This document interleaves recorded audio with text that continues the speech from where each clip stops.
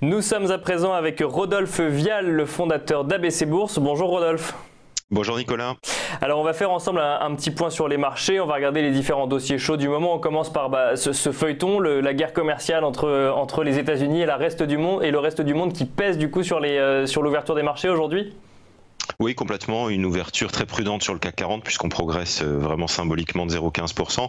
Alors en fait, les places européennes sont, comme vous le rappeliez, tiraillées entre deux choses liées à la guerre commerciale. D'une part, on a eu quand même une hausse hier soir à Wall Street en raison notamment de la bonne performance de General Electric et aussi du pétrole qui a flambé.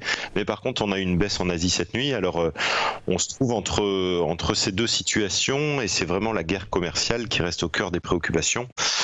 D'autant plus qu'approche la date du 6 juillet qui marquera la mise en œuvre de nouveaux droits de douane majorés entre la Chine et les États-Unis. Donc c'est vraiment ce qui pèse aujourd'hui. Et du coup, à quoi est-ce qu'on doit s'attendre jusqu'au 6 juillet? On va rester comme ça dans une situation sans vraiment de tendance, en attendant, avec des tweets à droite à gauche, ou est-ce que ça peut se stabiliser avant? Alors, c'est ce qui est difficile à dire parce qu'en fait, le sujet crée beaucoup de volatilité. Au final, il est très difficile à appréhender d'un point de vue des conséquences sur l'économie réelle, mais également sur ce que veulent vraiment les États-Unis. On a un épisode qui est assez intéressant à noter, c'est l'épisode Harley-Davidson.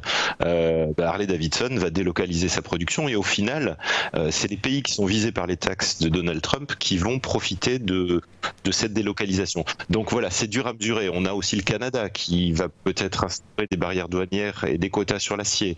Et enfin, on a une incohérence au final de la politique commerciale américaine, parce qu'on a un secrétaire au Trésor qui n'est pas d'accord avec le Conseil économique. Alors, on ne sait pas qui prend le lead sur les décisions qui vont tomber peut-être aussi vendredi pour les restrictions sur les investissements chinois.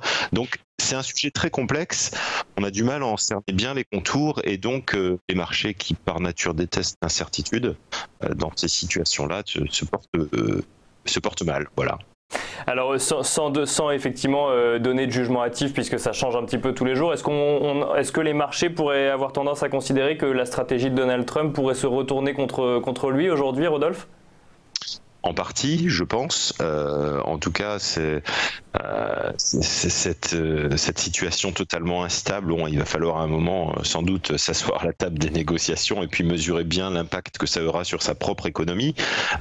Donc, ça part un peu dans tous les sens. C'est ce qu'on disait il y a quelques instants. C'est difficile de trouver une visibilité là-dessus.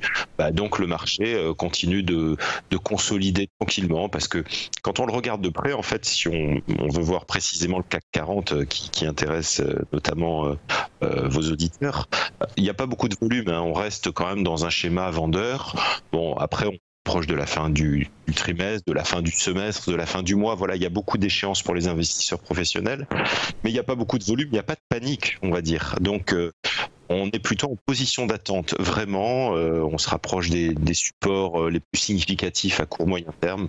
Voilà. Et donc ça c'est pour le CAC 40, Rodolphe. Vous avez également une valeur à nous proposer à l'analyse. Vous êtes venu avec AXA. Exactement. Alors j'avais envie de vous parler du groupe d'assurance, le leader français de l'assurance, un des leaders mondiaux, parce qu'il est particulièrement délaissé sur le marché. D'ailleurs, vous montrez le graphique en ce moment à l'écran. On voit bien un petit peu la pente, hein. On a perdu 12% sur un an. On a perdu 24% depuis le point haut que l'on voit sur le graphique, hein, c'est-à-dire c'était les records 2018 du titre. Alors pourquoi ça baisse ? C'est un peu la question qu'on peut se poser parce que c'est quand même un groupe de qualité. Ça baisse tout simplement parce que AXA a réalisé une grosse opération de croissance externe en rachetant l'assureur bermudien XL Group, une opération à 15 milliards de dollars et qui a surpris tout le monde. Alors les investisseurs tout d'abord, parce que beaucoup se disaient AXA va faire un retour de cash aux actionnaires avec un dividende exceptionnel, etc. Le groupe a pris tout le monde de court avec cette opération qu'il a fallu financer. Alors c'était un peu compliqué, il a fallu vendre une part de la filiale américaine à la bourse de New York à un prix qui n'était pas forcément le prix attendu. Et maintenant, AXA attend les feux verts réglementaires. Donc cette conclusion de l'opération, ça se fera d'ici fin septembre, début octobre. Donc il y a un certain attentisme sur le titre, une petite déception sur la stratégie, mais de mon point de vue, je vais vous dire, je préfère voir un groupe qui investit, qui a une stratégie et qui sait quoi faire de son argent, plutôt qu'une grosse distribution de cash aux actionnaires, qui clairement quand même la preuve d'un manque d'idées, en tout cas, et d'ambition. Donc, si je comprends bien, c'est plutôt une source d'opportunité cette baisse pour les investisseurs, Rodolphe? Tout à fait, et à plusieurs titres. D'une part parce que effectivement le groupe se paye peu cher, hein, c'est un PER de 8 fois les bénéfices attendus cette année, en 2018, un rendement du dividende de 6%, donc ça reste très confortable. Et puis surtout quand on la met face à ses comparables, notamment son grand rival allemand Allianz, performance 10% inférieure sur un an. Donc ce rattrapage il va se faire, AXA a de grande qualité, elle s'est lancée dans une belle opération de croissance externe, franchir un palier, voilà. Alors techniquement, on en est où? On passe ce matin à la baisse, mais avec le marché un petit support des 21 €. Mais voilà, on est vraiment en bas de cycle sur un point bas.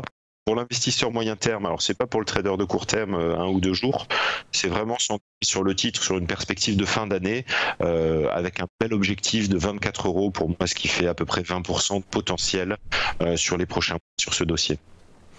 Merci beaucoup Rodolphe Vial, je rappelle donc que vous êtes le fondateur d'ABC Bourse.